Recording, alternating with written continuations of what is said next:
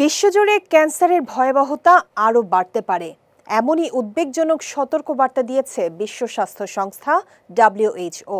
সংস্থাটির সর্বশেষ global status report on cancer 2026 বলছে, এখনই কার্যকর প্রতিরোধমূলক পদক্ষেপ না নিলে 2050 সালের মধ্যে বিশ্বের নতুন ক্যান্সার রোগীর সংখ্যা প্রায় 77% বেড়ে যেতে পারে। প্রতিবেদনের তথ্য অনুযায়ী 2022 সালে বিশ্বজুড়ে নতুন ক্যান্সার রোগীর সংখ্যা ছিল প্রায় 2 কোটি। তবে বর্তমান ধারা অব্যাহত থাকলে 2050 সালে সেই সংখ্যা বেড়ে দাঁড়াতে পারে প্রায় 3,50,00,000-এ।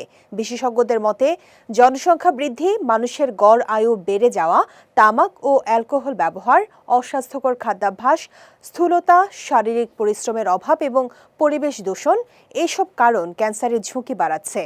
WHO বলছে, উন্নয়নশীল ও নিম্ন আয়ের দেশগুলো এই সংকটে সবচেয়ে বেশি ক্ষতিগ্রস্ত হতে পারে, কারণ অনেক দেশে এখনও ক্যান্সার শনাক্তকরণ, চিকিৎসা ও প্রতিরোধ ব্যবস্থা পর্যাপ্ত নয়। ফলে রোগ শনাক্তে বিলম্ব এবং চিকিৎসার সীমাবদ্ধতায় মৃত্যু ঝুঁকিও বাড়ছে। বিশেষজ্ঞদের মতে, ক্যান্সারের একটি বড় অংশই প্রতিরোধযোগ্য। ধূমপান ও তামাকজাত পণ্য পরিহার, অ্যালকোহল সেবন কমানো, স্বাস্থ্যকর খাদ্যাভ্যাস গড়ে তোলা, নিয়মিত শরীর চর্চা,